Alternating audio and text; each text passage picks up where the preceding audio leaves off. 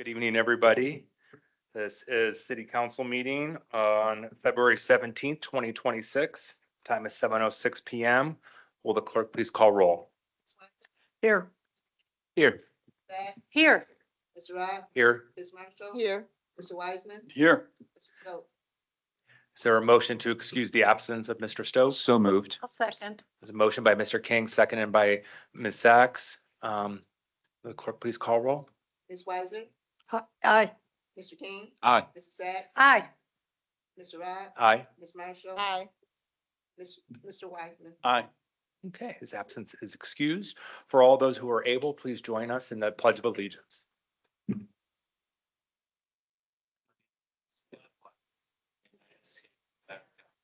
To the republic for which it stands, one nation, under God, indivisible, with liberty and justice for all.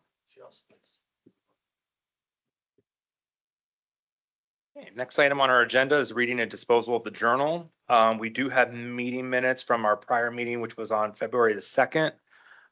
Is there any discussion on those minutes? Is there a motion to approve? So move. A motion by Ms. Weiser. Is there a second?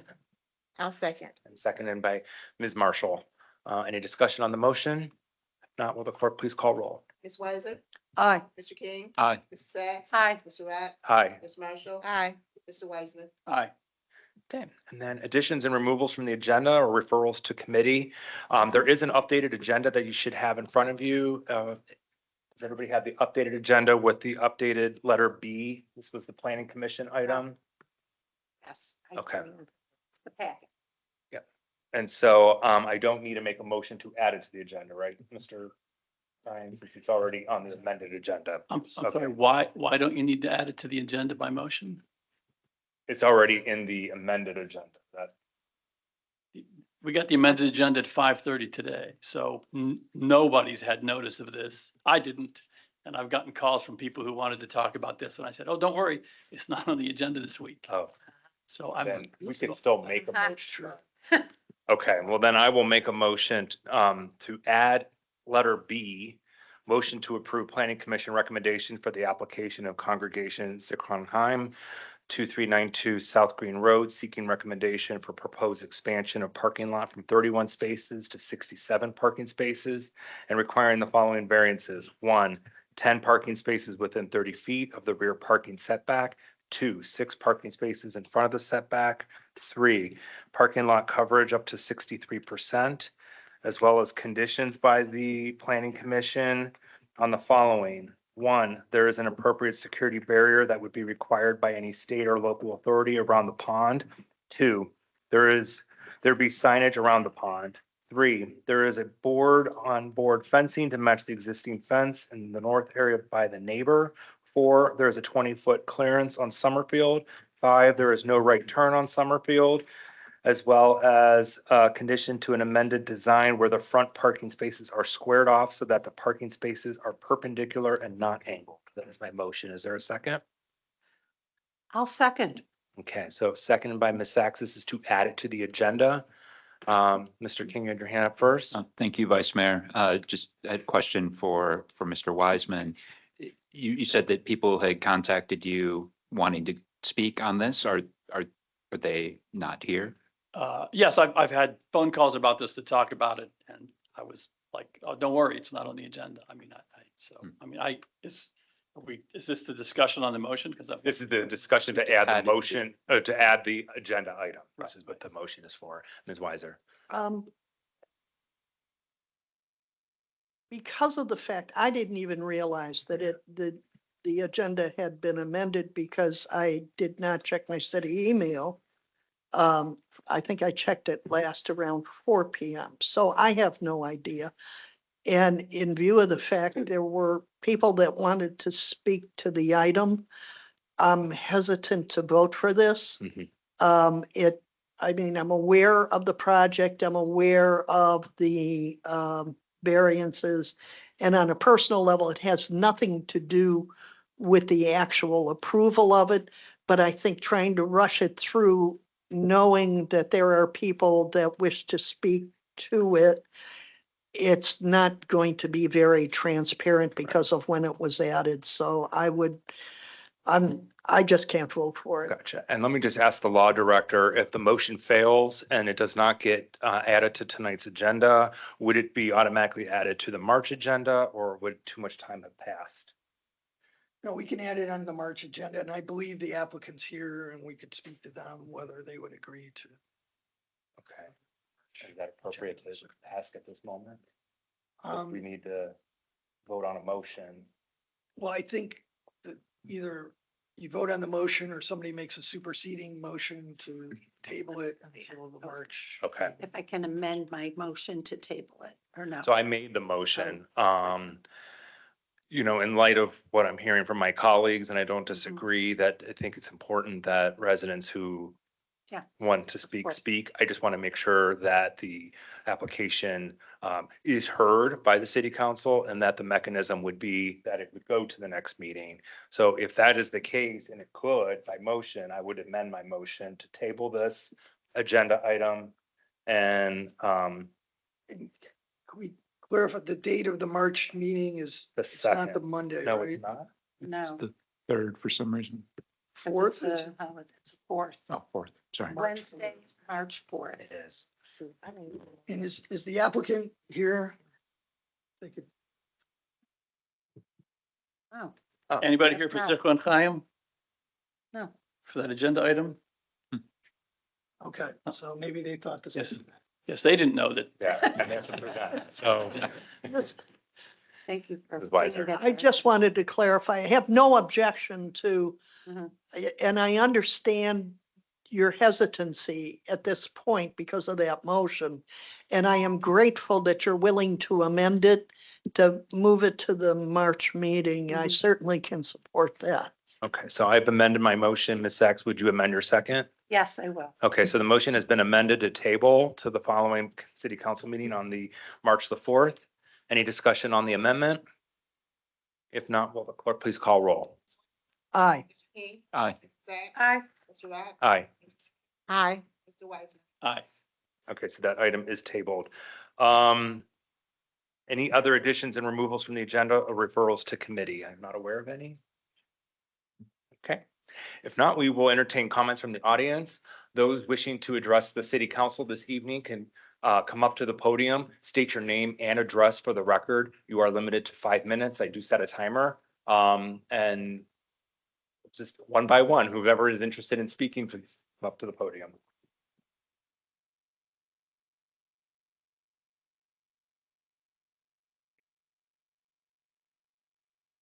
Good evening, Mike Meliscus, 2592 University Boulevard.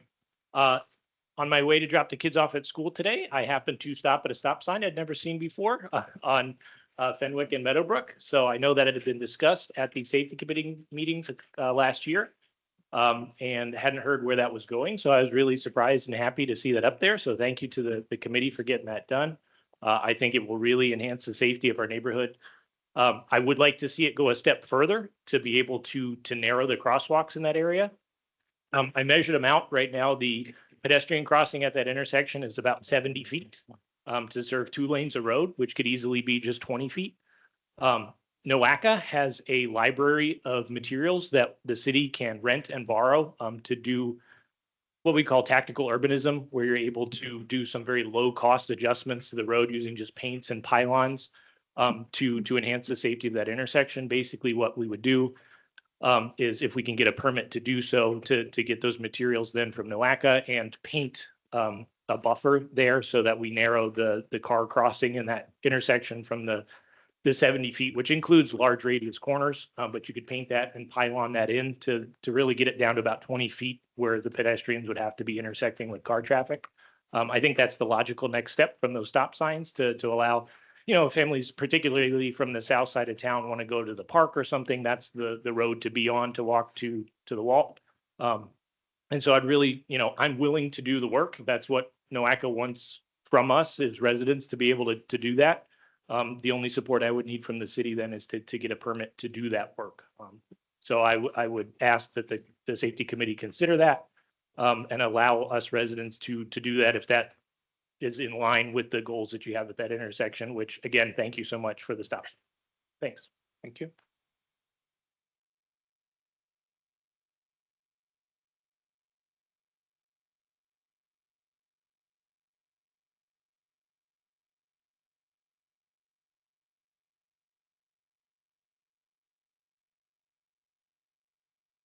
I am Jeffrey Pearl, 2579 Lafayette Drive, Precinct I.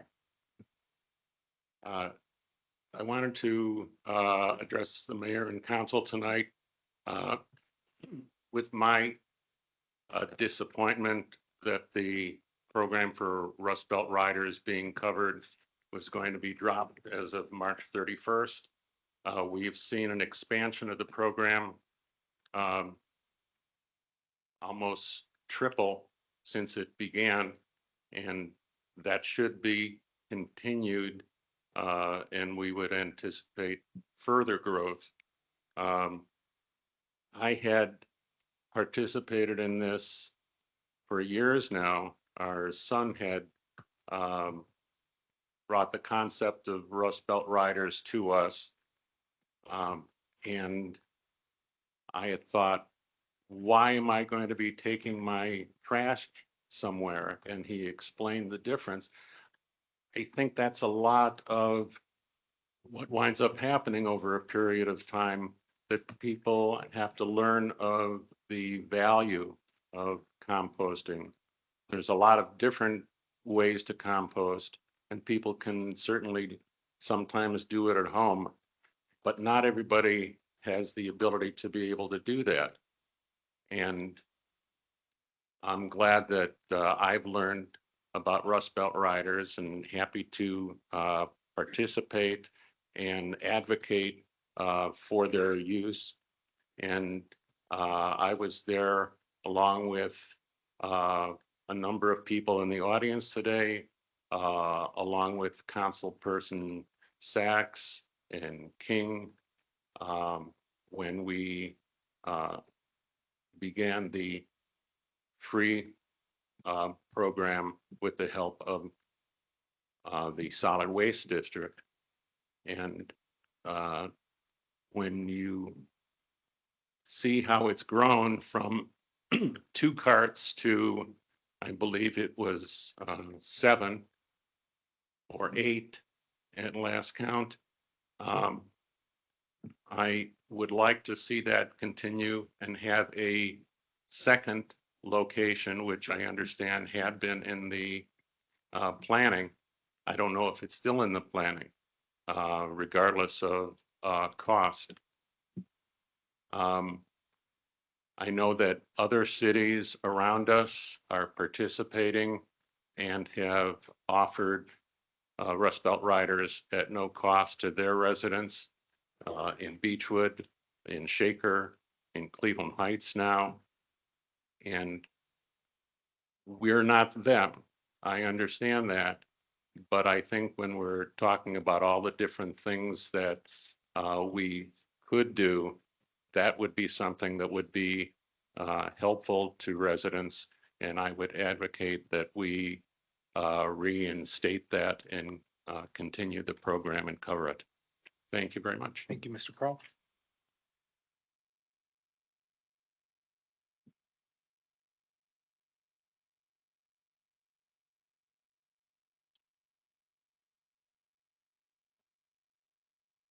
Good evening. My name is Olivia Marshall. I live at 2444 Fenwick Road.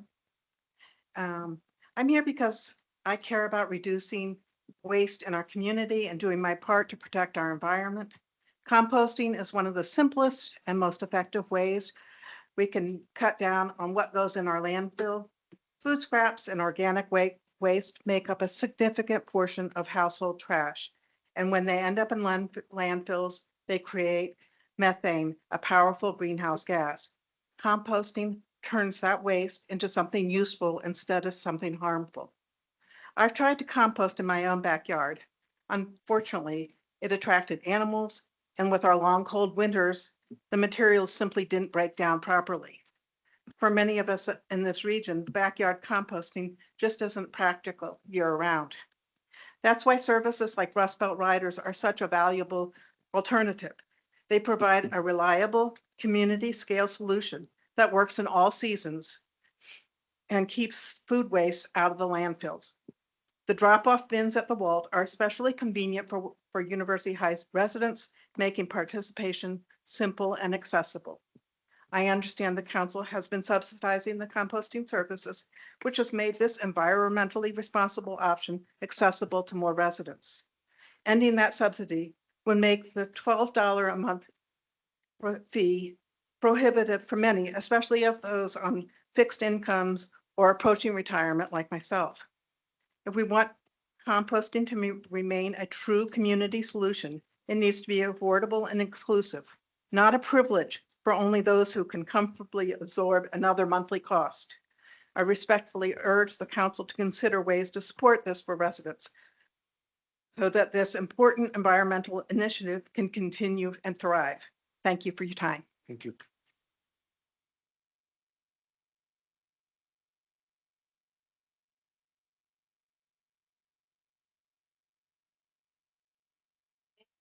Casey. I live at 3866 Tyndall Road. I'm new, relatively new to University Heights. I moved here in retirement with my husband in 2019. And I heard about the option for the composting.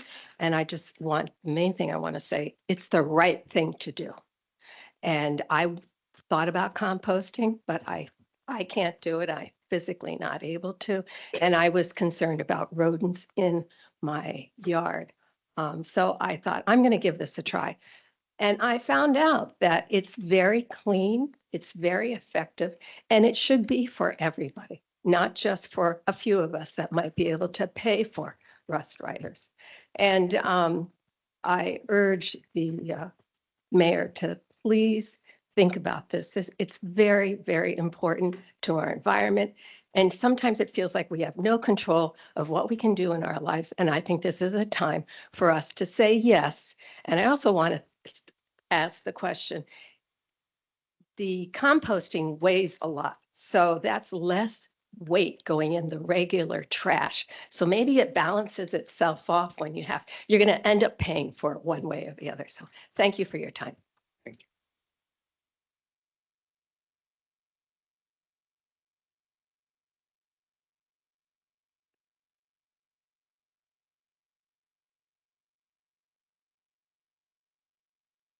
Hi, my name's Jerry Cordaro with 3653 Silsby Road. Kind of building off the previous person. I understand that there's quite a bit of emotion involved, people wanting to do the right thing, but you as city council deal with numbers. So I have some questions about numbers. How much are we as the taxpayers spending for the composting service through Rust Belt Riders? How much of the trash that would have gone to landfill has been going into compost? And how much is that going to cost if it switches back to going into regular trash and goes to a landfill? I'm actually asking you these questions if you have the answers. If not, if there's somewhere I could find them out, I would greatly appreciate it because it's kind of important for us to know these things, I think.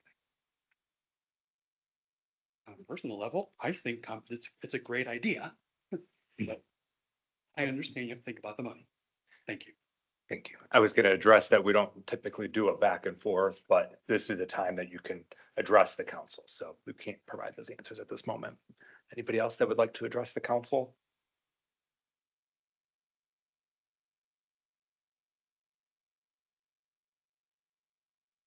Hi, my name's Elizabeth Pugel and I'm at 2456 Eaton Road. And I'm here tonight also because I was disappointed to learn from the mayor's email on Friday that the Rust Belt program will be ending at the end of the month in March. I think it's building on the other points as well. It's reduced my trash immensely. I put out trash maybe twice a month, if that, and it's all plastic at this point. So that certainly should help with cost balancing out, and it's good for the environment. We have high taxes that we pay in University Heights, and I think that's a service that is, very beneficial to the environment and, you know, with the cost rising elsewhere, with everything right now, it's hard for families to afford that service if they had to opt in themselves. Thanks for your consideration. Thank you.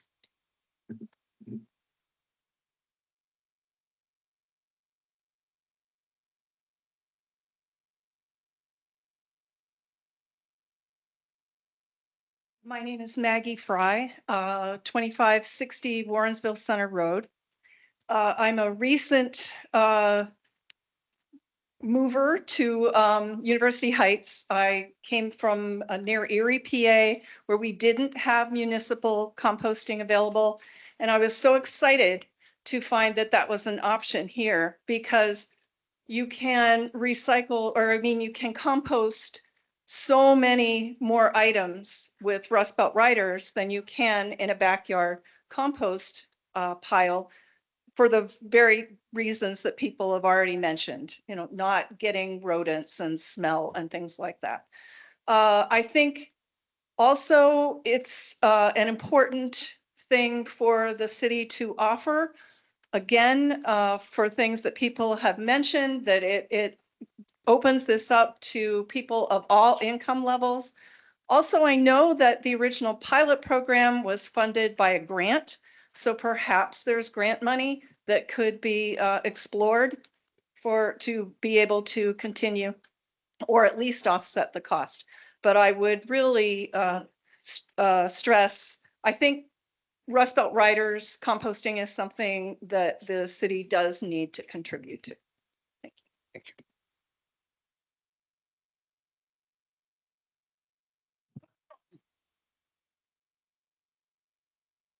Came in a little late, so I don't know if I'm going to overlap what someone else said. My name is Karen Stahl and I live at 2542 Claver Road.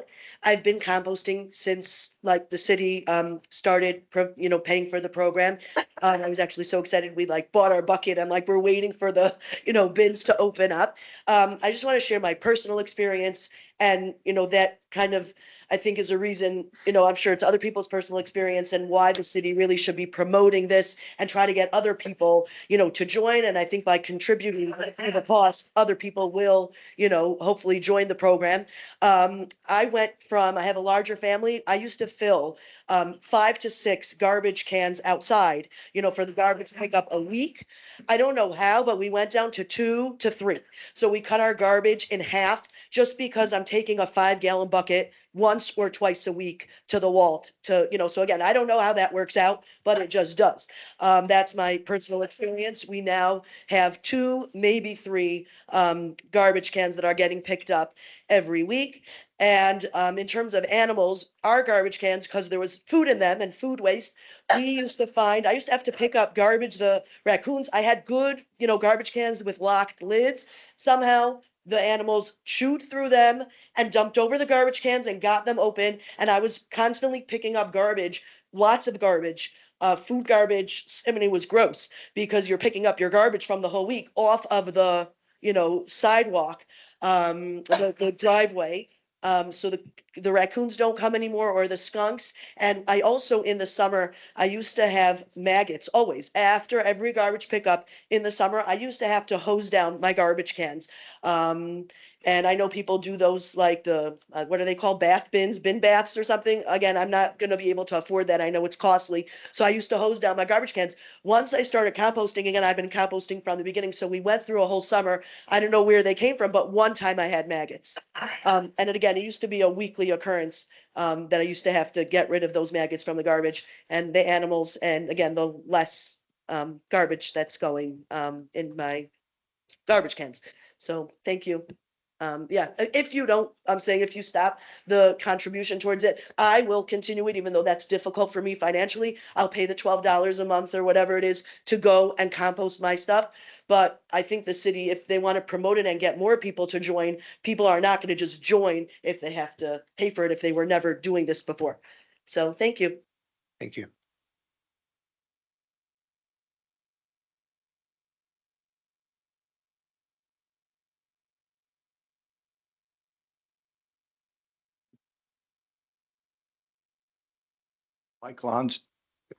Mike Lonsdale from 3685 Silsby Road. I think we've heard a lot from some excellent arguments here in regards to why we should keep the composting going with Rust Belt Riders, but I want to look at it from a different perspective. I grew up in the 60s and 70s, and I am dismayed right now. And I don't feel like I have any control on what is happening to our environmental laws, which I have seen happen throughout my life. And I'm very proud of how much we have progressed in these environmental laws. And seeing that our government is starting to change that. I just want to say to the folks here at University Heights here, let's be a progressive community. Let's look at being more sustainable. Let's look at being more helpful to the community. And another thing that I also want to really mention to you, it was, I think, 2 years ago that we started the recycling program, and look at the success there. Let's keep Rust Belt Riders, and let's show the rest of the communities how progressive University Heights really is. Thank you.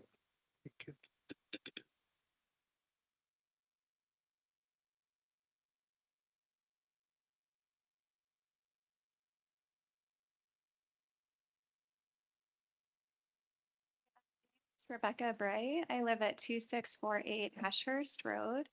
I'm kind of here tonight on behalf of my two kids who couldn't come. My youngest is getting ready for bed, and my son is sick right now. But my kids are like a lot of children. They're pretty wise to what's going on in the world, and they care a lot about nature. And so they understand the value of composting.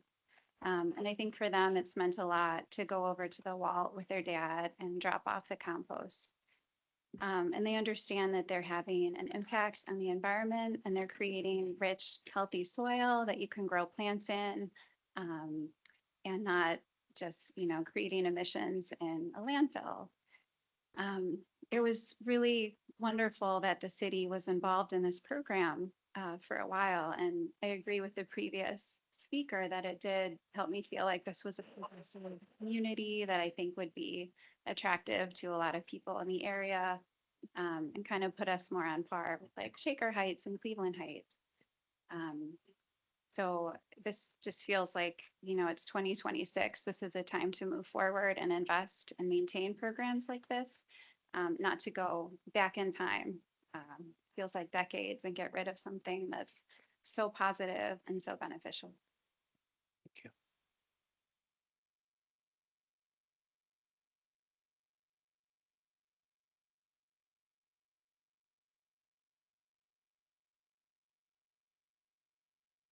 Good evening. I'm James Matei McQueen at 3838 Washington Boulevard.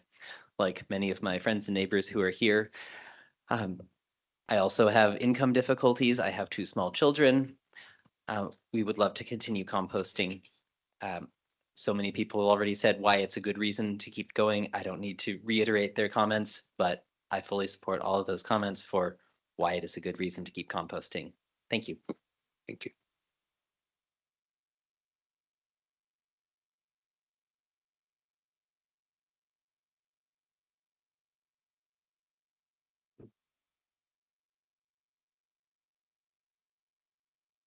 Hey, good evening. My name is Natalie Shenturk. I'm with Rust Belt Riders. Thank you all so much for speaking. It really moves me. Could you state your address for the record? Yes, I'm at 2234 Belfield Avenue. I'm technically in Cleveland Heights, but I wanted to come today to address this specific issue. I've been one of the administrators at Rust Belt Riders to help set up this program. We were so excited. It was the second program after Beechwood, and we saw membership go from a little over 100 households to almost 370 here in University Heights alone once it became free. We went from picking up, I think it was about 2,000 pounds a month, to now averaging 8,000 pounds per month.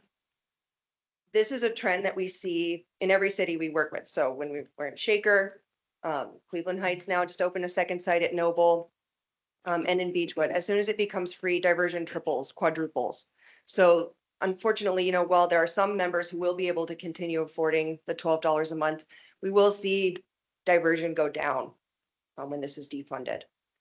And it's just the wrong direction, right? Organics diversion is something that is new to a lot of people, but is extremely important. It impacts the local environment. Many people noted correctly that it's releasing greenhouse gases when food is putrefying, mixed with plastics in a landfill. But when it's in a healthy compost pile, those methane gases are not released. And it's a valuable resource, right? That can go back. You can use it to grow new food. Unfortunately, people are asking about pricing. Ohio has extremely low tipping fees compared to nearby states. So to bring a ton of waste to a landfill is about $40 to $60 in Ohio. Even in Pennsylvania, it's closer to $85. And what happens is that incentivizes states to bring their trash to us, actually. And it gives no incentive to avoid bringing things to the landfill in Ohio. So it is a little more expensive to work with us because right now that's the way the legislature is set up. That's the way tipping fees are set up. But my colleague and fellow worker owner Nathan Rutz is the president of the Ohio Organics Council, and we're working to change that. We're working to change because when you increase tipping fees in Ohio, like other states, you actually cities will say, oh, it is actually cheaper to work with local composters. It is cheaper to make sure we have good recycling programs. That's not necessarily the case right now, but we still urge you to make it possible for folks to work with us. I had one person who wrote to me, and I just wanted to read her statement. She said, I always wanted to use your service, but I'm on a fixed income and couldn't afford it. I've been amazed at how much food waste we were putting into the landfill, and we aren't wasteful as a rule. I worry that we will have to stop using the service once it's no longer free. And I know that's the case. And, you know, as our second ever partner municipally, it would just really break my heart to lose you guys. And I'd love to talk, you know, if it's not possible for the city to afford the level of service we were providing before, or if it's possible even to do reduced membership fees for some folks if they're need-based. We're so open to working with you on that. So you have my contact information. Please reach out. And thank you for hearing us all out. Thank you so much.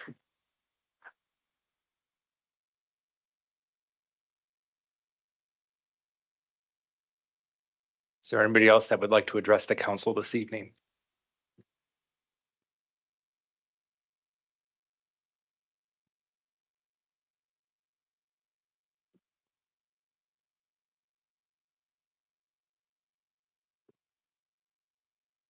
Hello, I'm Kim Lonsdale from 3685 Silsby Road.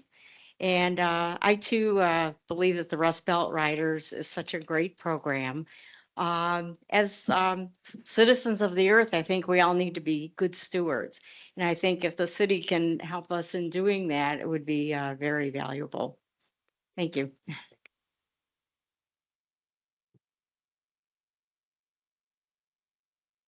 Is there anybody else that would like to address the council this evening? Going once, going twice. Okay, we will move on to committee report. Reports and communication from the mayor and taking of action thereon. So turn over to the mayor. Yes, thank you, Mr. Rock. First, I would like everybody to look out in March for our new Mosaic magazine. It will have the summer park programming enclosed, and that will be so we can have early registration going forward. The city has on the agenda to support America 250. On July 2nd, to celebrate this, we'll be having a movie night for children and families, along with the University Heights Symphonic Band and a picnic, since July's 250 theme is Picnic in the Park. More details as the event comes closer will be advertised. I'm also happy to announce that we have on the agenda our 2026 road program and striping program. Going out to bid early will assist keeping costs down for the city. We will also have our grass cutting abatement program on the next agenda to ensure those services are timely as well. I had a Northeast Ohio Mayor's Conference this week, which highlighted some legislative topics and county priorities. I also was part of the first Community Partners on Aging meeting, which meets quarterly to discuss priorities for the organization. The opportunities for our senior population has greatly expanded with this organization. The Cleveland Heights Community Center, transportation, and library services, in addition to the Partnership on Aging, will help University Heights assist all of our senior population. City Council and the mayor had a retreat last week. Vision and priorities were all aligned. City Council also defined their mission, which I shared on my social media page, as did the Vice Mayor. And I look forward to working with the council this year to see what we can achieve together. Just in terms of some of the comments from the audience, one thing that I did want to mention was that in terms of NOACA, we are already piloting some of their materials. We will be piloting in April speed cushions as well as a traffic circle. And we are very open to the Meadowbrook and Fenwick area, as Mr. Meliscus mentioned. That will be something in the next phase, but we are definitely working with NOACA. And the last thing that I did want to mention was the city is actively looking for grants for Rust Belt riders. This was discussed very, we had a long discussion on our last committee meeting. It was a difficult discussion, but this is something that we have been looking for the last 2 months, as Rust Belt Riders knows, because we've been in contact, and we'll continue to do that. And I will reach out to them to discuss other possible avenues based on this conversation as well. So thank you. Thank you. And then reports of communication from the city council. I have a short report, and the mayor did touch on the retreat, but I'll just continue on with that. The administration joined the city council for our biennial legislative retreat. The purpose of the retreat was to discuss collectively strategies and goals for our respective committees. We left with lofty goals, enthusiasm, and a mission statement to help guide us. And our council mission is, in our legislative role, the University Heights City Council is committed to leading, advocating, and responding in service to our community with fiscal responsibility, integrity, transparency, mutual respect, and kindness. We discussed each committee's goal from the last retreat to see what we had accomplished and where we need to redirect our focus in this new term.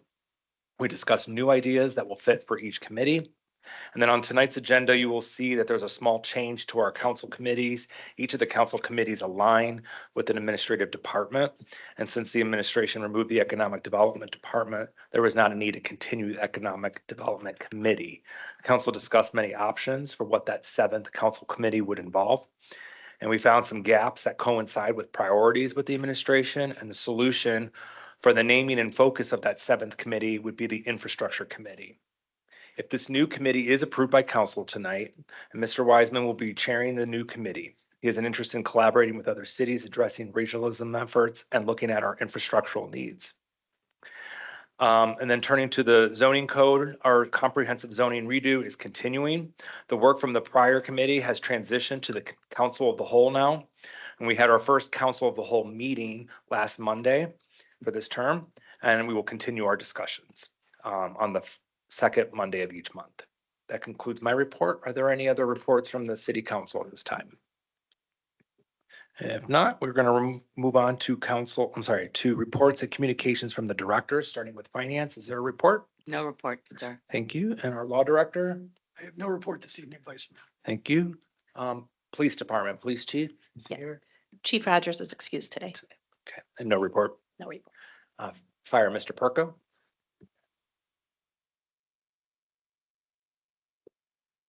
Thank you, Vice Mayor. Good evening, everybody. Just a couple updates from the fire department. The monthly report for January was issued out today, overlooking our activity from the month of January. This month in February, we're going to be doing some training that might be visible to council and the public. This week throughout the end of the week, we will be at the Waterstone building across the street, conducting some training drills, taking advantage of that building before demolition. And then in a couple weeks, the first week in March, we are partnering with the State of Ohio Fire Academy. We'll be hosting a regional fire training here at Wiley. It's a free training offered by the state for the fire behavior lab. Teaches about fire science. There's electric component. And then we go into the lab and view flashover phenomenon inside the mobile shipping container. This is something that we review in some capacity annually since we had a firefighter get caught in a flashover back in 2011. So we look forward to the state coming into the city and our regional mutual aid partners, and you'll see some activity here in March. Last update is we're working collectively with the law department, the administration and the building department on some updates to fire prevention ordinance. And we'll try to get those before you hopefully in March. Thanks. Thank you, Chief Perko. Any questions for the chief? No, we'll move on to service. Mr. Pennington. Thank you, Vice Mayor. Tonight, I just wanted to give council a brief update. Although we've had some improvement in the weather, we do have our next batch of winter weather coming this weekend. For those that do get contacted by residents asking about leaf pickup, at this time, we are not doing any leaf pickup, and it'd be very limited if we were able to towards the end of the week, primarily due to the fact that we were in the process of trying to better secure a few of the locations where there were some of the water breaks. And the crews that would have been doing leaves are trying to better secure those particular areas, Cedar Road being one of those. So at this time, if you do hear from anybody, I don't want to promise anything or give anybody any hope that we're going to be getting to everyone's leaves in the very near term, as the weather is looking to make another turn for the worse some this weekend. Thank you. Any questions for the service director? Thank you, Mr. Pennington. Is there a report for building and housing tonight? There's not a report for building and housing. Okay. And then city engineer, do you have a report tonight? Yes, thank you. And then lastly, communications. Thank you. Okay, we're going to move on to the regular agenda items, starting with item A, which is the Kindland presentation. We have members here who would do a presentation for us this evening.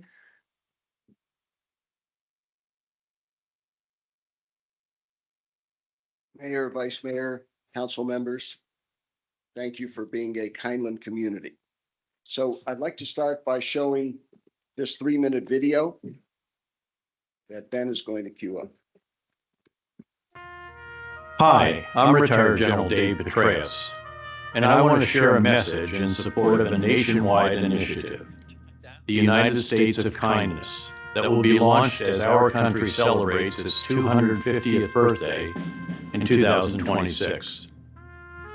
Now, I understand that supporting a movement promoting kindness might sound unexpected, coming from someone who commanded 2 wars and served as director of the CIA. But rest assured, this is not a deep fake. It's me, and I mean every word. In 2026 will mark 250 years since our Declaration of Independence. Over those 2.5 centuries, our country has faced extraordinary challenges. And during those times, one particular quality often animated and enabled us: kindness. Kindness is rooted in understanding and compassion. It's this simple but powerful idea that we should treat others the way we would like to be treated. It's based on a belief that most people want to do their best. I've seen kindness on display countless times, in peace and in war, in good times and in bad.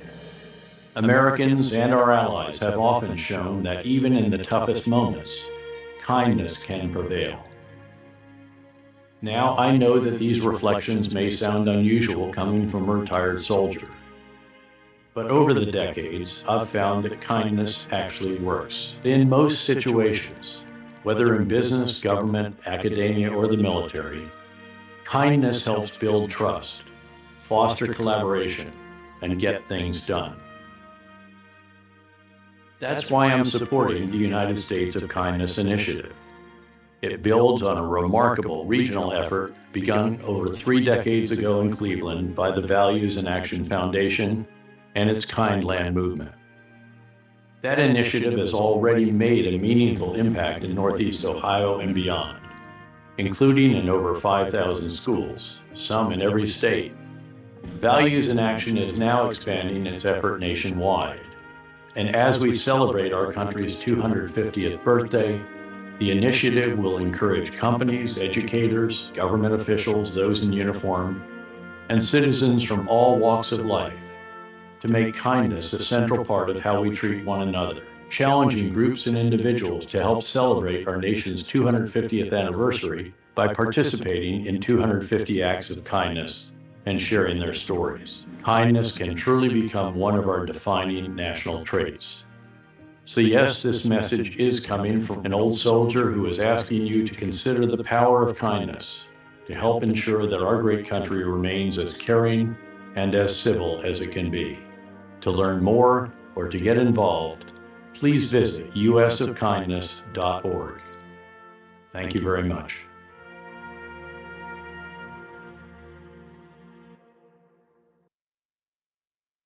So Kindland is the evolution of our 32 years of Values in Action Foundation. We've trained almost 3 million students in all 50 states in schools. And in 2020, when we launched Kindland, we felt that you can't just do this in schools. The influences on our children are greater outside of school now than they even are inside of the school. So we're encouraging communities to start Kindland initiatives within the community. The United States of Kindness is our jumpstart that makes it easy in 2026. For example, if the city of University Heights were to get the information out to all of your residents and encourage all of your residents, do 250 acts of kindness. We're launching on April 24th.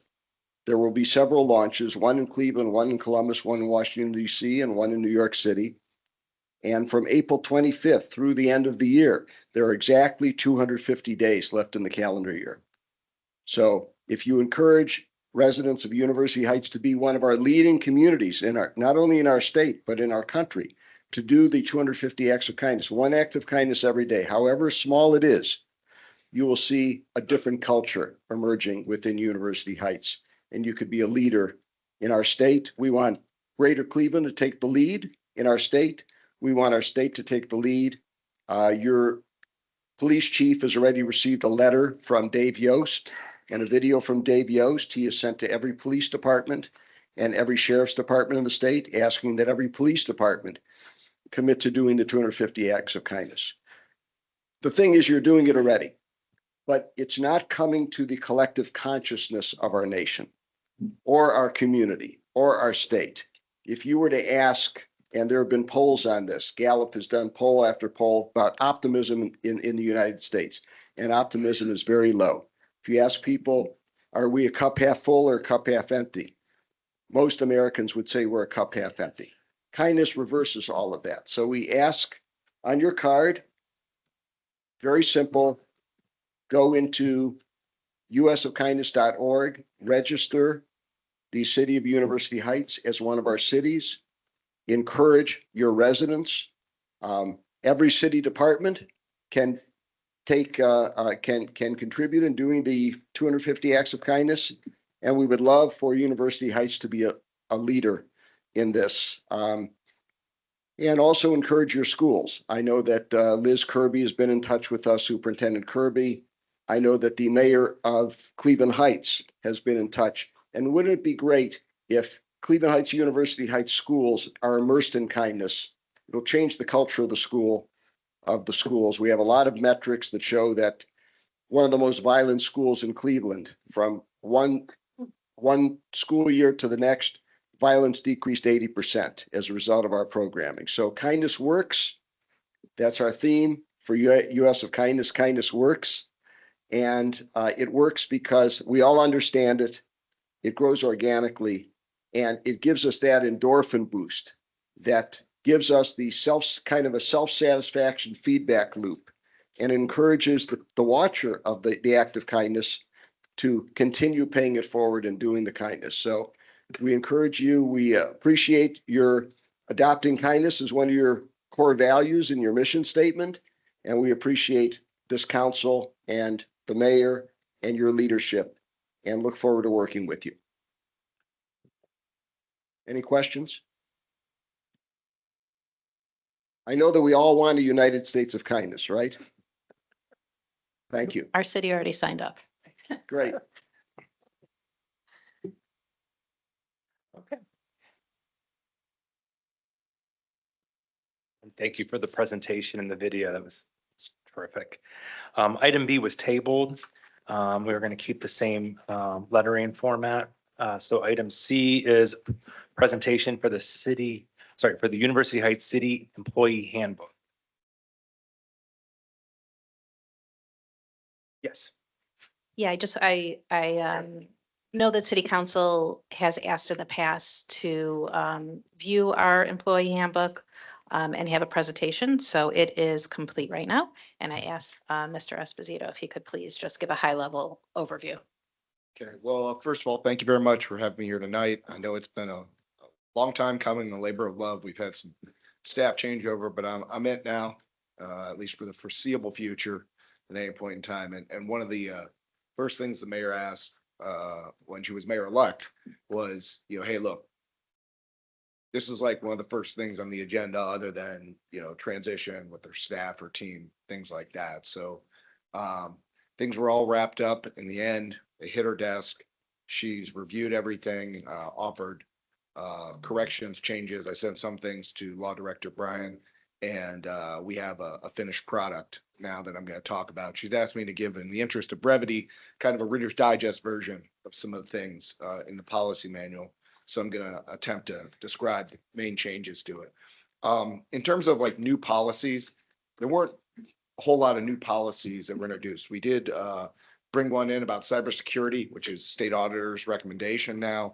We also beefed up the fraud policy significantly, fraud reporting. It's not just, hey, call the auditor and say something.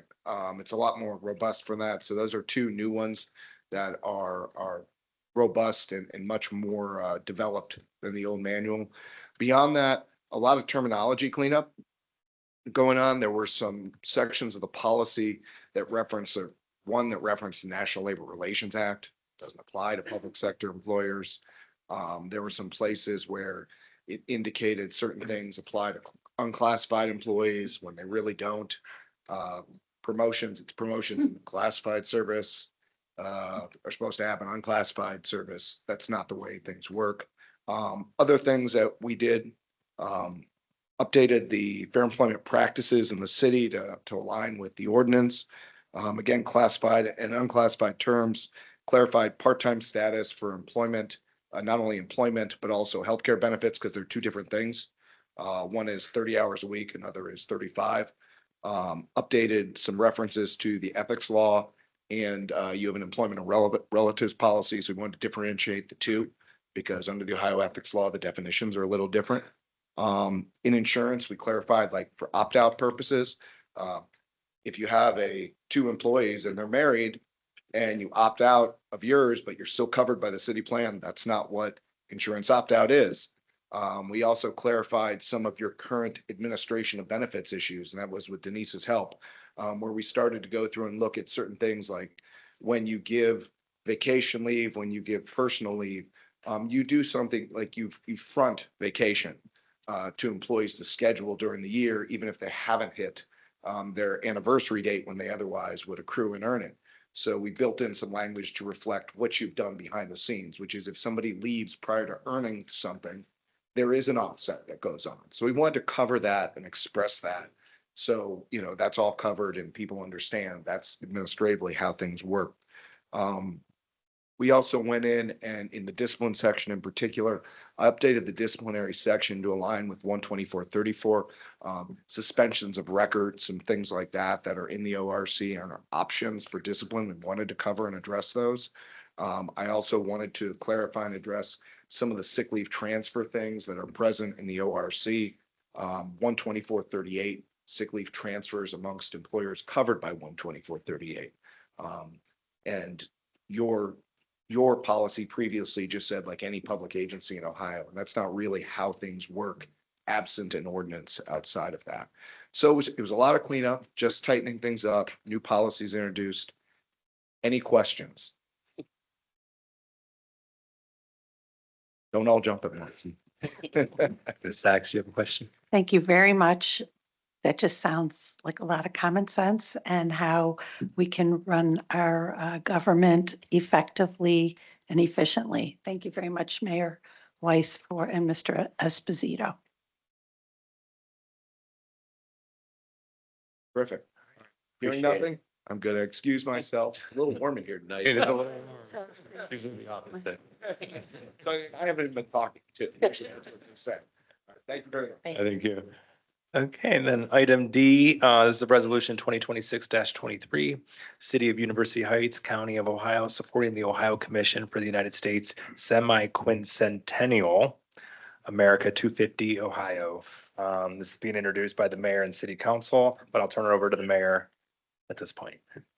Yes, thank you, Vice Mayor. As everybody knows, this is the 250th anniversary. The state of Ohio, as well as the United States, have different regions and different organizations within each state to celebrate this. Actually, the past mayor is our regional coordinator here. And it is encouraged that every city should be part of this movement. I think it's a great program. As I mentioned in my report, the month of July is each month is a different kind of event within America 250, and July is picnics. So we are going to be incorporating that into one of our summer concert series. And America 250 will provide some like mementos for families and for individuals to come out. We think this is a great program for our city, and I'm happy to make this resolution.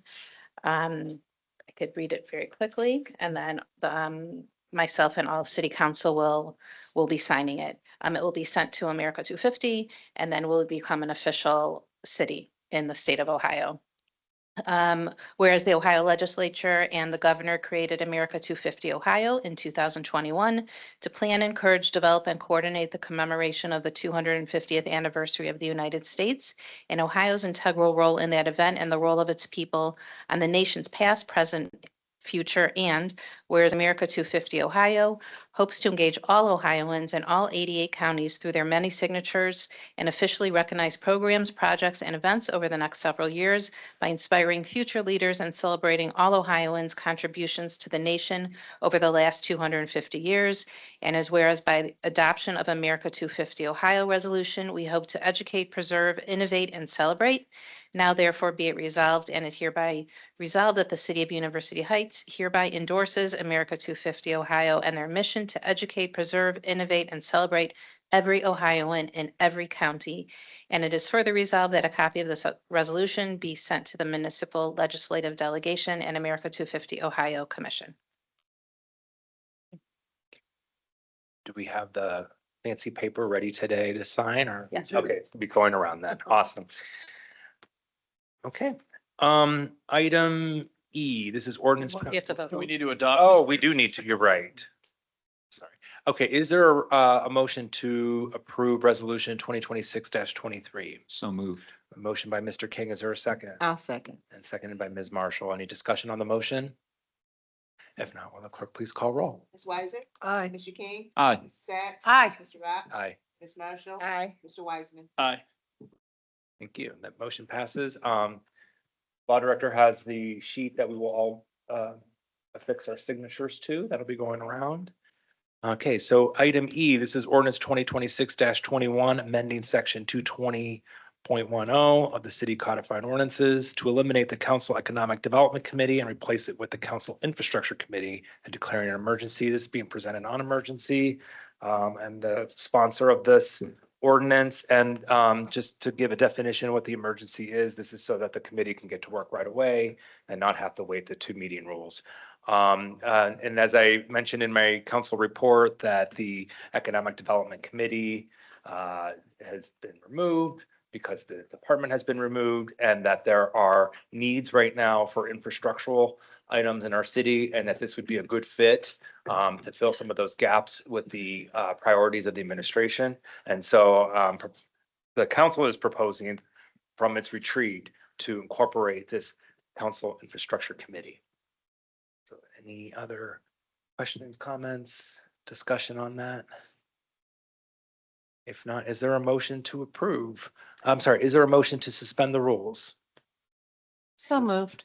I'll second that. So that's a motion by Ms. Sacks, seconded by Mr. Rock to suspend the rules. The clerk, please call roll. Ms. Weiser? Aye. Mr. King? Aye. Mrs. Sacks? Aye. Mr. Rock? Aye. Ms. Marshall? Aye. Mr. Weiser? Aye. Thank you. Wiseman. What did you I say? missed that. Wise, all wise. Close enough. And I then, say aye, whatever name you Whatever you said. call. and then is there a motion to approve ordinance 2026-21 on emergency? So moved. I'll second. Motion by Mr. Wiseman, seconded by Ms. Sacks to approve ordinance 2026-21 on emergency.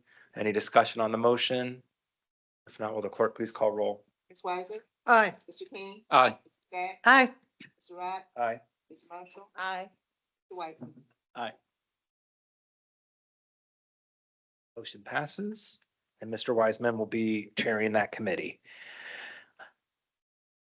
Okay, item F, this is a motion authorizing the city engineer to prepare the University Heights 2026 street repair program plans and spec book and to go out for bid for said project.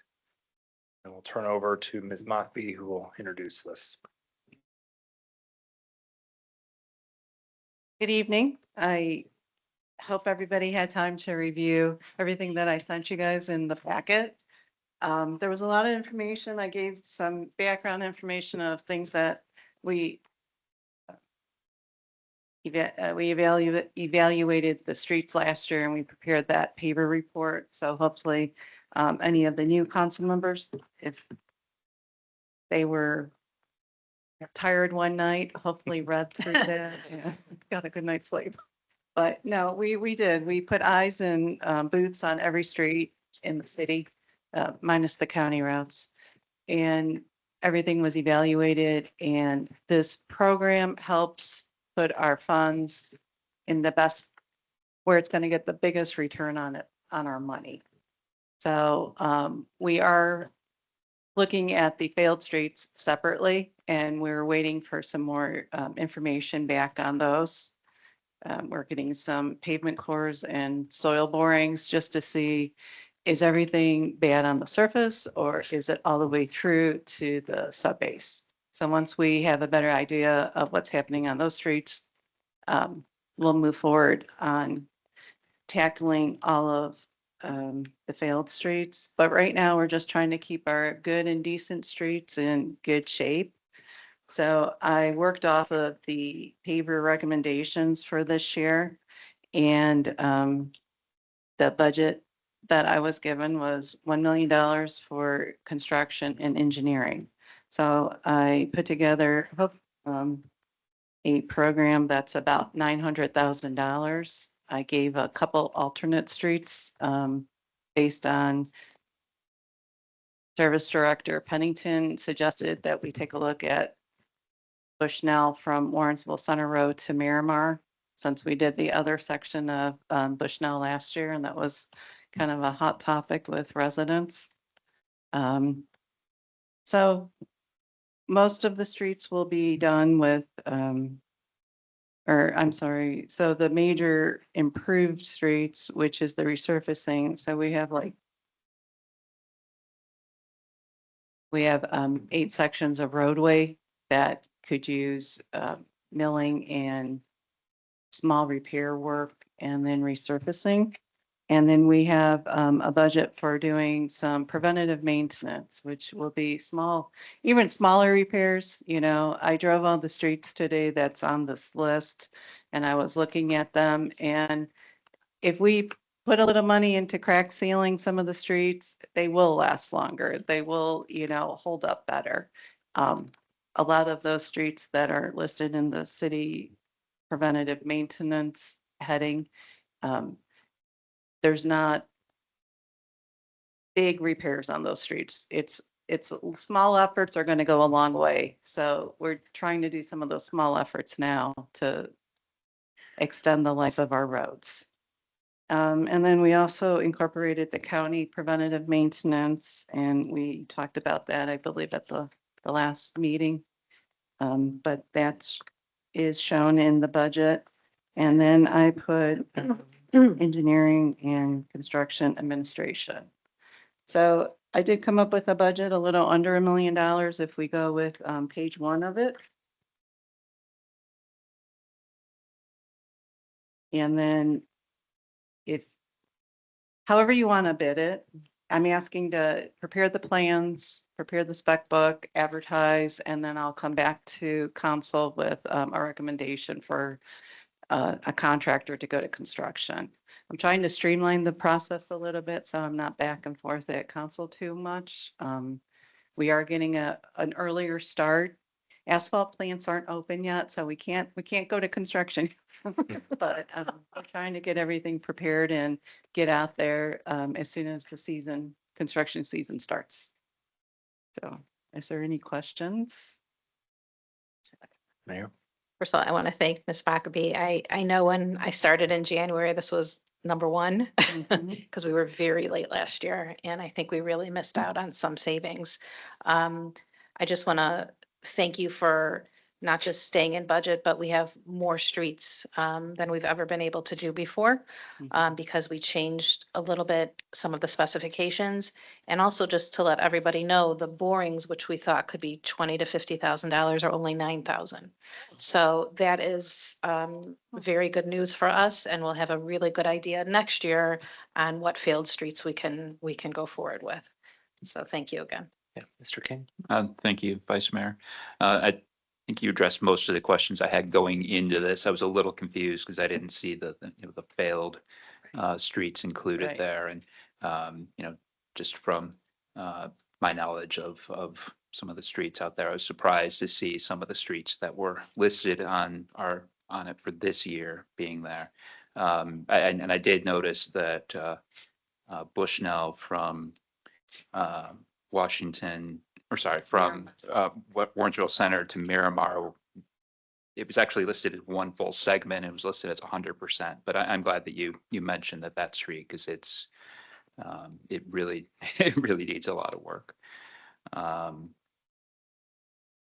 see what else was there. The other thing I wanted to mention, since our previous agenda item was approving an infrastructure committee.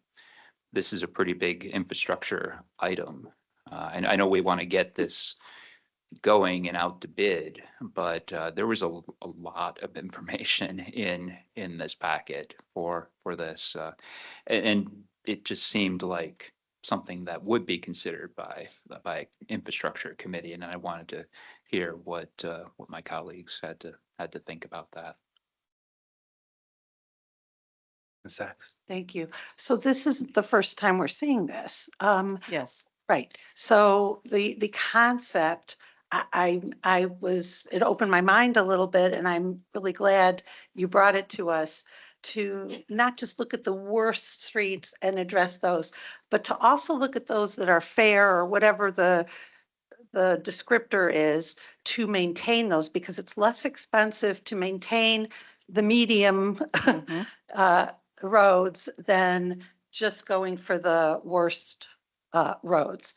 So that may explain that. And I think we can get a lot more accomplished and again, boost our infrastructure in a very balanced way. Thank you very much for your forward thinking. Mr. Wiseman? Well, yes.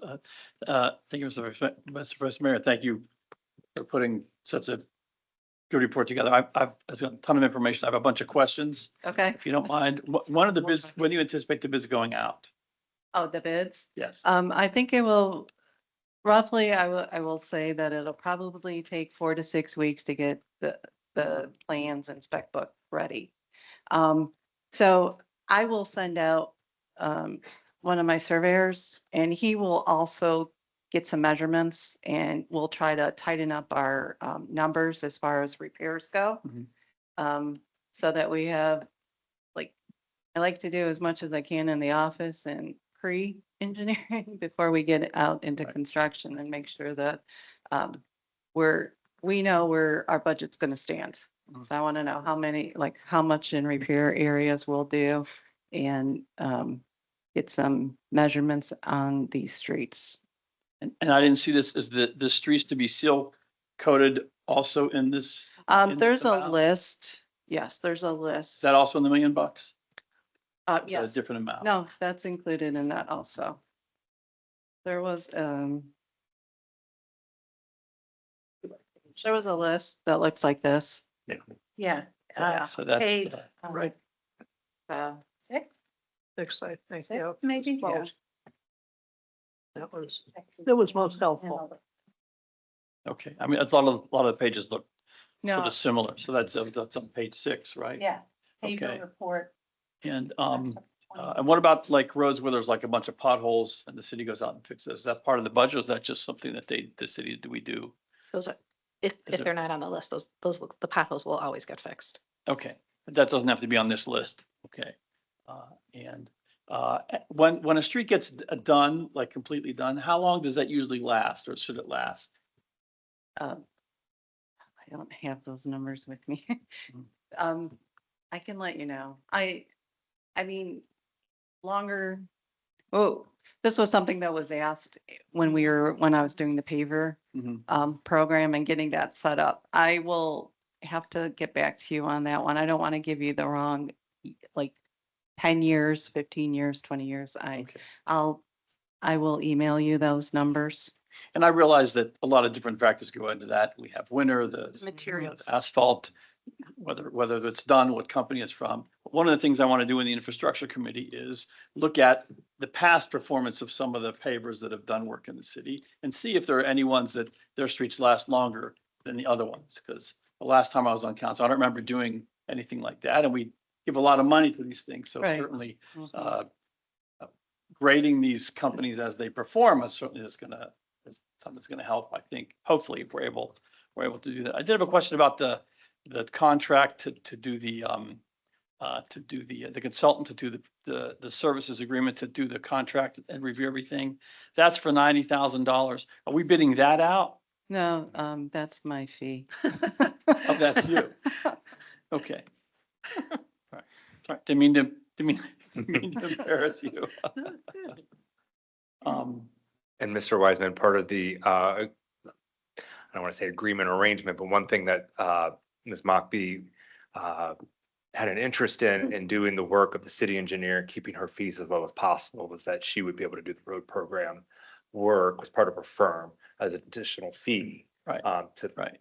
absorb the low fee for the regular day-to-day. Yeah, that's not unusual. I know the last engineer that we had was always like doing other stuff other than whatever the salary was. So I didn't mean to make it more Yeah. awkward than it needed So to be. it's like, so it's 10%, it's roughly 10% of the construction cost, the estimated construction cost. And then, so you could say 5 to 6% of that will be for the design of it. Mhm. And then 4 to 5% is during construction, managing the project, processing the pay estimates, change orders, anything that comes up. Sure. And I can tell by this that this is already the most extensive report I've ever seen in terms of the streets. Usually we get like an ordinance that says, and they say, let's do that.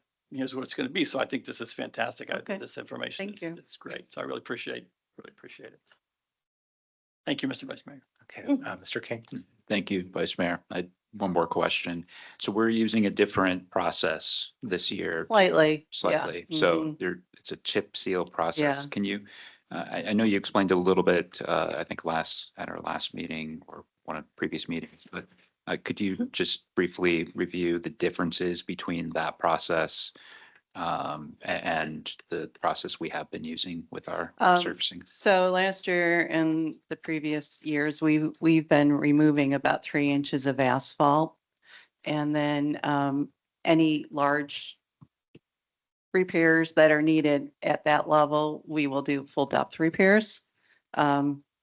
So, they'll saw cut out the bad section and then we put in good pavement, concrete or asphalt, depending on what the street is made up of. And then they just do a tack coat and then an intermediate asphalt, which we use that as kind of the leveling course of the asphalt. We try to get that crown back in the street established. And then we put the surface course over the top to give it, the nice polished finished look. So this is reducing it to 2.5 inches of pavement planing, milling off 2.5 inches, and then again, we will fix any base repairs that need fixed. But then the chip seal kind of seals it a little bit. It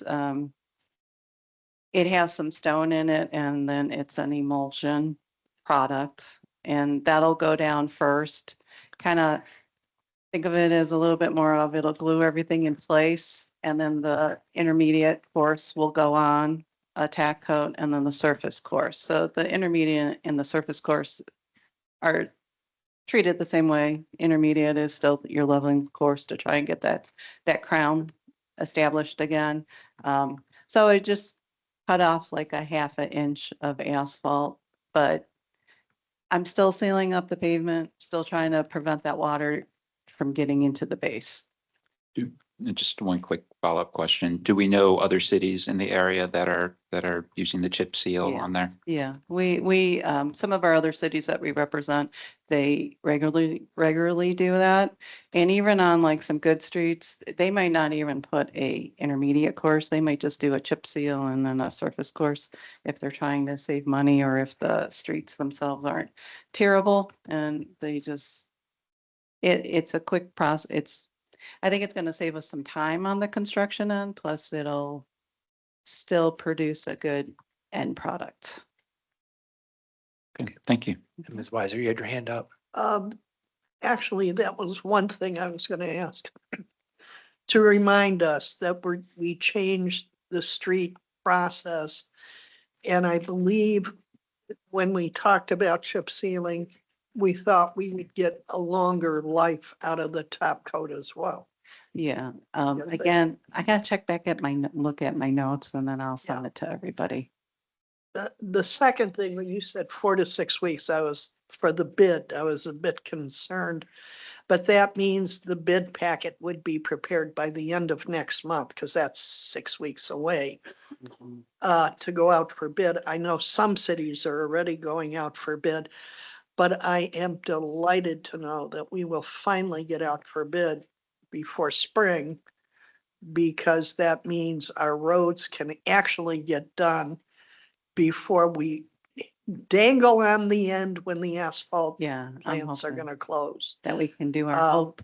So I'm program. grateful that you and the administration jumped ahead Mhm. on this. I assume this means us having this report made last year, you found extremely helpful in trying to figure out which roads we needed to do this year. Yes, I mean, I'm going off of it. I mean, we can make some revisions and we can still, if council feels like there's a street that we need to look at and address, or if, like I pointed out, Service Director Pennington, he suggested Bushnell. So, I mean, I I'm willing would to s- work and be flexible. I would say that I would anticipate, we will hear from the residents on Bushnell because they were extremely proactive last year. Yeah. And the street is in bad shape. We know that. Mhm. I also recognize that we're trying to walk a fine line and get as many streets covered as we can with $1 million budget. And order to begin to catch up from where we're at right now, which is not in really good shape. But yeah, when I was driving over here, I drove on Bushnell and it's like, oh, wait, I didn't see that. But again, I'm just extremely grateful we're gonna get to go out for a bid. I'm gonna be curious to see if we get a good price differential as well on that. Yeah. And then the one thing I forgot to mention, we cut out curbs this year. The what? We cut out the curb replacements this year. I mean, if there's small sections of really busted up curb, we can fix those small sections, but we're not going from apron to apron. So be ready. On that regard, I think we all know the cost of the curbs is higher than the cost of the road. It just is. And we are faced with having to deal with the roads. So it's gonna have to be roads first for a while. Yes. Okay. Ms. Mockbee, I have a couple questions Sure. for you. I'm looking at I guess the chart of what roads we'll be doing, and there's two roads that, I guess are adjacent to our neighboring cities. Oh, okay. Nordway and Fenway. Has there been any discussion with our neighboring cities if they want to go in on leading the road intersection to intersection? I know we've done that in the past with specifically Hadley and Shaker had paid their portion of the street, but they did it together. Is there- So the one thing when driving around today, I noticed that on Norway, Cleveland Heights section is much better. Okay, And there was a definite line where, when I hit University Heights. So I did not contact the two neighboring cities for those two streets.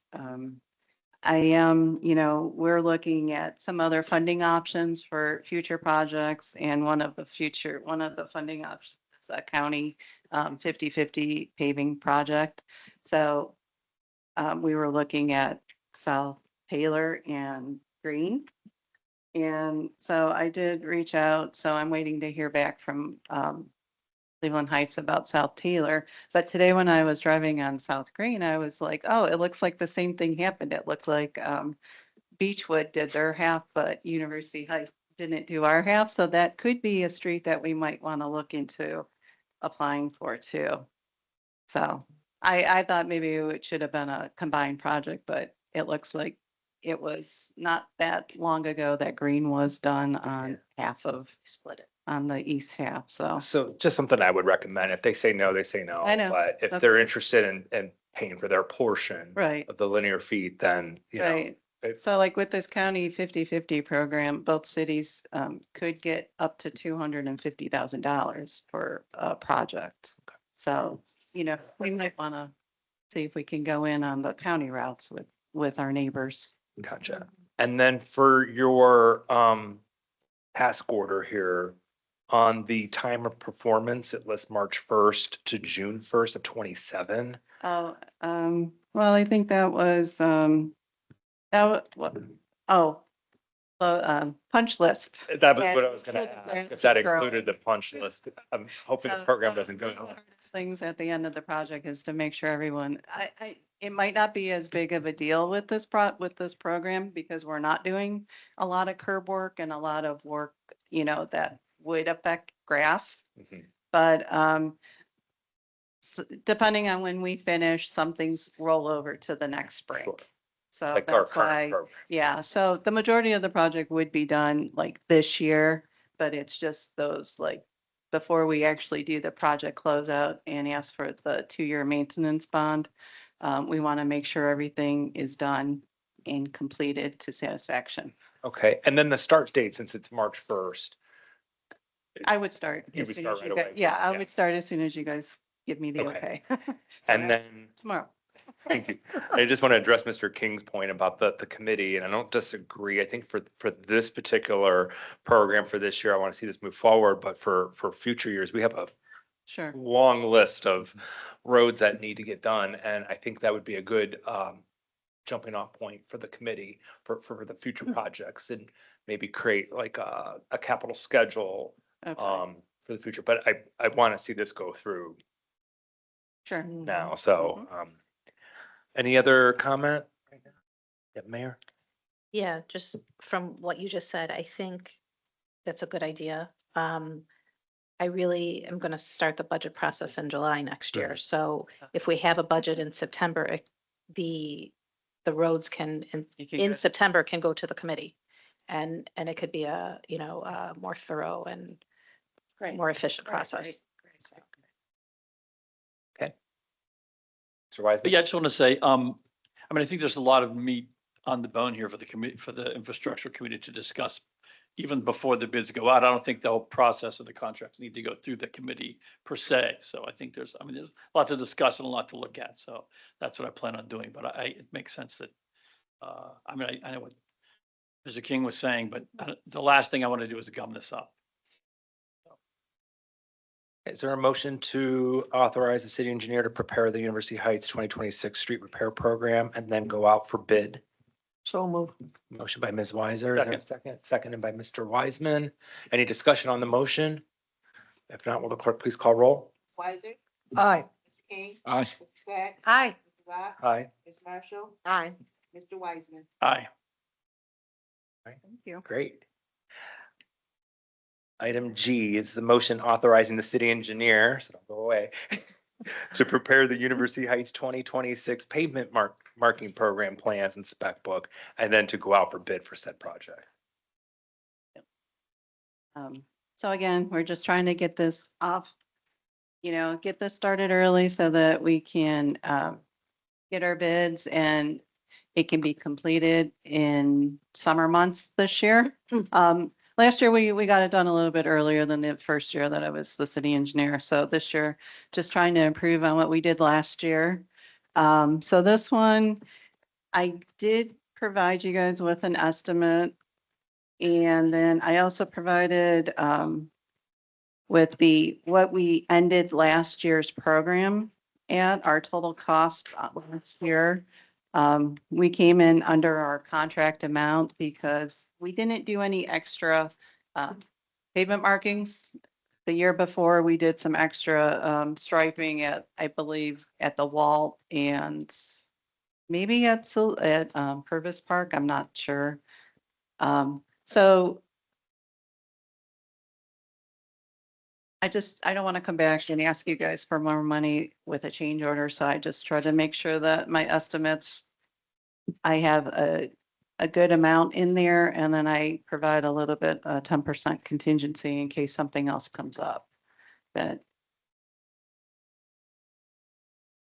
and then I also provided you with the bids that came in last year, and there was a little bit of a range from the lowest to the highest. So depending on who submits a bid, I can't count on the lowest bidder from last year submitting a bid this year. So I don't want to shortchange the program. So I tried to give you a kind of a middle of the road estimate on what I expect it to be. Any questions or comments? Just have one.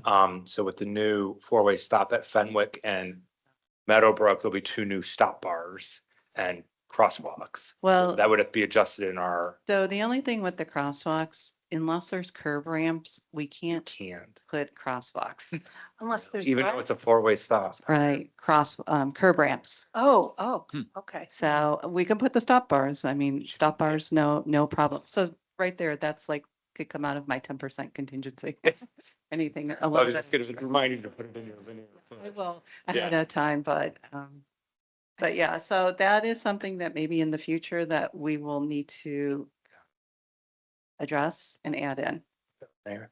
Wondering if that could get us closer to the $1 million, Oh, just by doing a couple By more doing curb ramps? the curb ramp. Sure, I could look at that, putting in. I don't know what everybody else feels about I that. think so, because people walk that way to the wall. Yeah, they're gonna use it. They're gonna cross.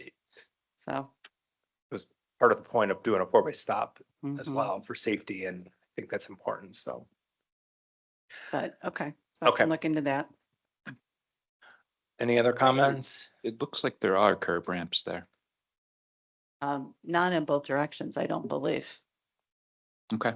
And looking at it, I'm pretty sure I'm at the right intersection. Yeah, we're talking about Benwick and Meadowbrook.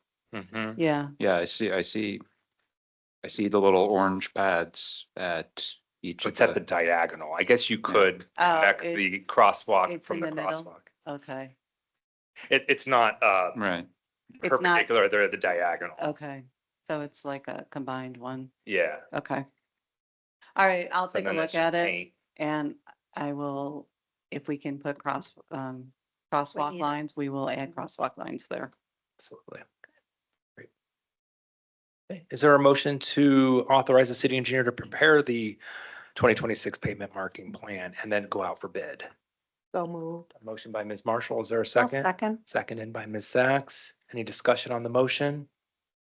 Not, will the clerk please call roll? Aye. Aye. Zach. Aye. Mr. Rock. Aye. Ms. Marshall. Aye. Mr. Wiseman. Aye. Thank you. Thank you so much. Okay, item H, this is ordinance 2026-22, amending section 1246.01 of the codified ordinances related to the composition of the Architectural Review Board. This is on first reading. It's being introduced by the mayor. I'll turn it over to the mayor. Yes, thank you, Mr. Rock. This was a good time to actually revise the ARB board. This is how it originally always was. We have 2 members that are actually moving out of the city. So that actually leaves 3 of the current members. And then I've identified another architect that can be an alternate. So there'll be a full board. It actually is difficult to find 6 architects in a city of our size. I've actually spoken to Mr. Rock, trying to, rack our brains. It's a small community, the architect community. And on top of having University Heights being a small community. So we're going to move it back down to 3. I've identified somebody that could be an alternate, and we'll have a full board for the first time, I think, in 6 years. So. Yeah, I was going to say, I don't think we've had an alternate in very long time. I do like, and I can't find it now, where it mentions in here about the alternate, that they would also act in the absence of a member, where I think before it was only when there was a conflict of interest. And so to get Section C2. C2. Let's look real quick.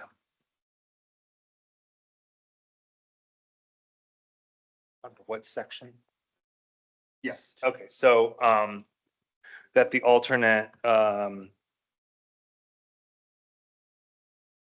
other registered architect meeting the criteria of Division C1 hereof shall be designated as an alternate to the ARB and shall review any proposal where a member of the ARB has a conflict of interest, and then this was added, or is unable to attend a meeting. I think that's important because we've had problems in the past trying to get a quorum, and certainly if we have a approved alternate member, they should be able to step in that instance. So thank you for including that. Any other comments, questions, discussion? And this is on first reading, so this will come back at the next council meeting. There's no debate. We'll move on to item I, which is ordinance 2026-24, amending chapter 284 of the City Administrative Code related to the composition and manner of appointment of the Technology Advisory Commission. This too is on first reading. And I'm going to turn it over to Mayor, you were the sponsor of that, correct? Yeah. Yes. Yes, thank you. When I was reviewing all of the appointments and approvals, the tech committee was very different than everyone else. So we're just basically streamlining this, appointed by the mayor, approved by city council. It was very, it was just very confusing the way that it was originally written. It was appointed by the mayor, approved by the council. The council could each choose one person, and then a different commission approved it. So this is streamlining it. It's making it the same like every other committee. Any discussion on this? I think it makes sense. It's going to align with our approval process with the other committees, and council would be able to confirm a nomination. So I think this is great. This is on first reading, so this will appear at the next council meeting. I'm going to move on to item J, which is resolution 2025-56, authorizing the mayor to enter into a memorandum of understanding with the Cuyahoga Soil and Water Conservation District for the provision of stormwater management services to the city. This is on second reading, and the sponsor is Councilperson Sachs. I will turn it over to Ms. Sachs. Thank you. On Wednesday, February 4th, the Service and Utilities Committee had a presentation from Kristen Hall, Executive Director, and Brent Eisenbach, Deputy Director of the Cuyahoga Soil and Water Conservation District. We learned about cooperation efforts regarding sustainable plans for the development of land, water, quality protection and improvements, and conservation of natural developments. This is an important step as we look forward to major developments in University Heights, including at John Carroll University, Wardensville Center Road, Aldi's, Bell Tower Center, in addition to other residential and commercial developments, plus maintenance throughout our city. So I hope council will adopt resolution 2025-56. Any discussion on that? Not, is there a motion to approve resolution twenty I'd like twenty-five to pass the 56? motion. Okay, that's a motion by Ms. Zach, seconded by Mr. King. Any discussion on the motion? If not, will the clerk please call roll? Aye. Mr. King, Aye. Zach, Aye. Mr. Rock, Aye. Ms. Marshall, Aye. Mr. Wiseman. Aye. Great. And then item K, resolution 2026-20, authorizing the mayor to enter into a letter of agreement with McKinley Strategies LLC for government relations consulting services related to the federal congressional earmark process. This being introduced by Mayor Michelle Weiss. I'll turn it over to the mayor. Yes, thank you, Mr. Rock. As I mentioned in previous meetings, I've done a lot of legwork of meeting legislators, and networking to find funding for our facilities, at least the first phase. This is a step in that direction. Everyone that I've spoken to has agreed that University Heights has an excellent chance of getting discretionary funding from our senators. This is in conjunction with other streams of funding from hopefully the county, our congresswoman, and other organizations. So we're trying to piece together $17 million. This firm is not just highly recommended, they are the go-to people right now in terms of relationship building in the state. So I've met with them and I am asking city council if they would pass this, we have the best chances of getting that discretionary funding with this firm. Any discussion? Mr. King? Thank you, Vice Mayor. So I appreciate that you're looking out and getting this. Looking over the legislators that were in the scope, I was a little surprised. Congresswoman Brown, Senator Husted, and Senator Marino certainly made sense to me, but Congressman Max Miller was on the list. Yeah, so he is actually very involved with neighboring Northeast Ohio cities and pushing discretionary funding, especially for cities like us who have very little excess budget.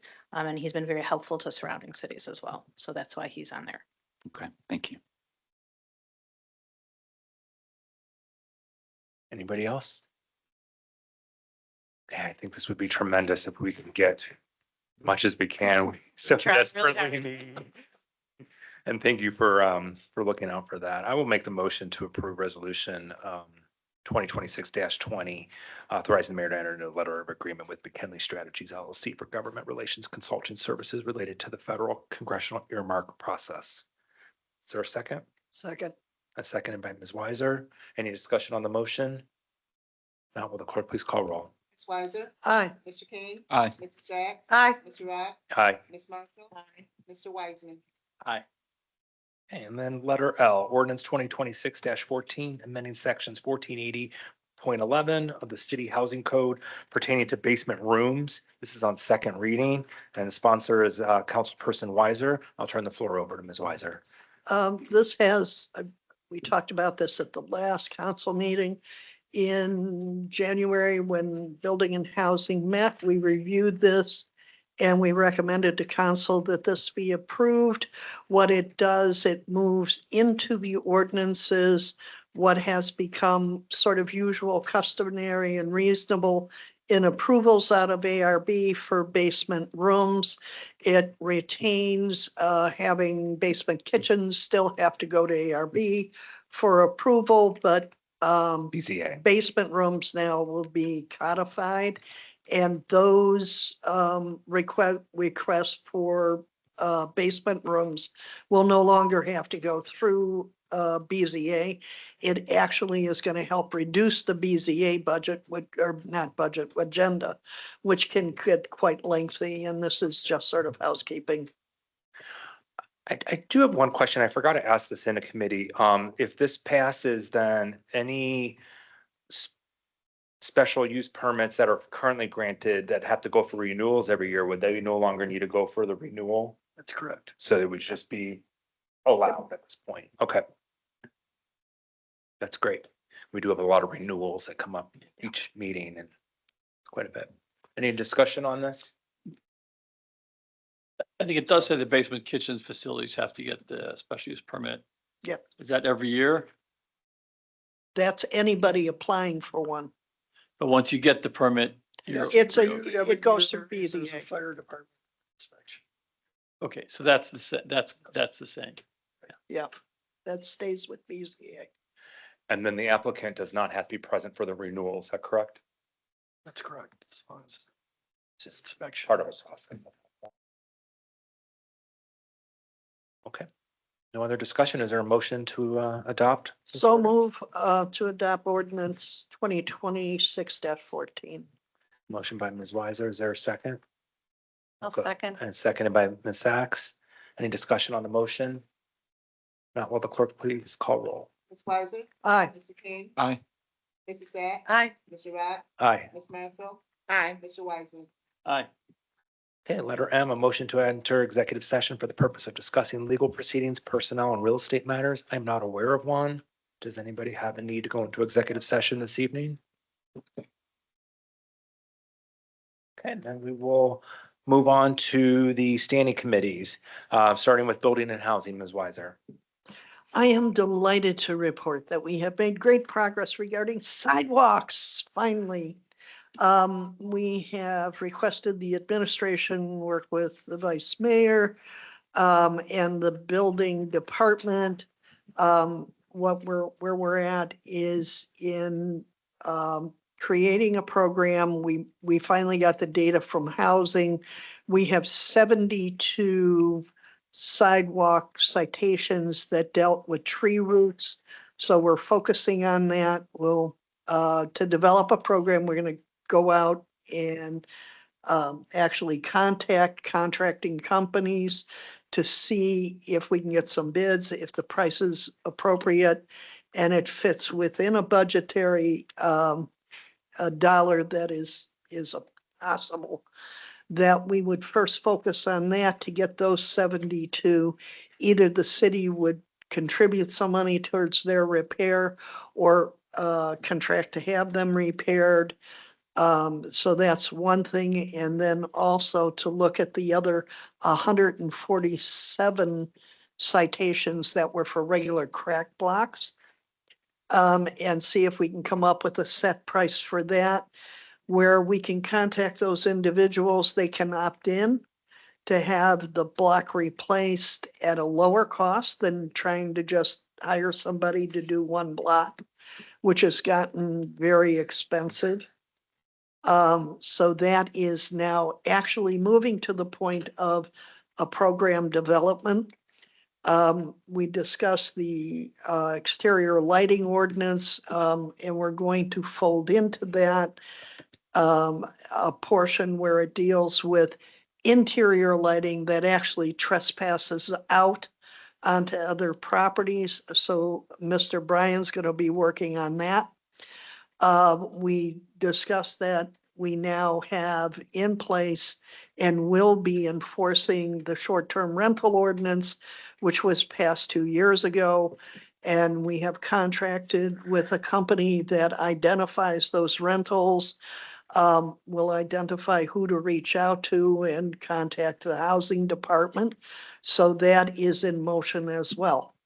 So we had a rather productive meeting and we look forward to tackling some more new business. We're talking about garages and also we're going to start talking about vacant homes. We currently have an ordinance which covers foreclosures that have vacant homes, but we have nothing on personally owned homes that become vacant for one reason or another, where they are not registered with the city, and then we may have problems with them. There are issues. So this is looking at what we have existing and then seeing what we can do in that area as well. So we had a pretty productive meeting in 1 hour. That's great. Thank you. Community outreach, Mr. King. No report, Vice Mayor. Thank you. Is there a report from the new committee infrastructure? No, we're gonna do the roads this year, Yes. all of them. For many years. Okay. Finance Committee, we do have a meeting coming up on February the 26th. Roberta had sent out that invite. I don't think we had a location on that, so I will go ahead and say the annex for that meeting then. It is at 6 o'clock in the annex on the 26th. We'll look at the budget that was distributed a couple of weeks ago. At this point, there were no changes. We did talk in the Building and Housing Committee of a sidewalk program, so I will be meeting with the mayor and finance director to see if and how that gets incorporated into the upcoming budget. But at this point, nothing else had changed, so please use the materials that I had supplied, review that, and come ready with comments on the 26th. Next is recreation. Mr. Stokes is not here. Is there a report from that committee? No, we'll move on to safety. Ms. Marshall. No report. Thank you. Service and utilities. Thank you. On last Thursday, February 12th, we had a joint committee of service and utilities and building and housing, working on what is now called managed natural landscapes ordinance. We basically are getting very close, but really trying to work hard to find the balance between those managed natural landscapes that are beautiful, pollinator promoting, and safe. I have a doodle request out that hasn't got to you yet that will hopefully before the end of the week to have our next discussion on the topic. Thank you. By the way, this was formerly known as weeds. Thank you. For context. Thank you. And then committee of the whole, our next zoning meeting will take place, it's the second Monday of each month. So that'll be on March the 9th at 6 o'clock. It'll be in this room. At the last meeting, we went through the neighborhood commercial district. We covered everything there. Yes, Cedar Center is the district where we did not complete our discussion. So we will pick up where we left off on discussing the Cedar Center district. And then reports of special committees and taking of action thereon. Have anything to report? Any unfinished or miscellaneous business? Is there a motion to adjourn? So moved. A motion by Ms. Sachs. Is there a second? I will second then. Clerk, please call roll to adjourn. Aye. Mr. King, Aye. Zach, Aye. Mr. Rock, Aye. Ms. Marshall, Aye. Mr. Wiseman. No, just kidding. Outvoted. Good night. And the time is 8:54. We are adjourned.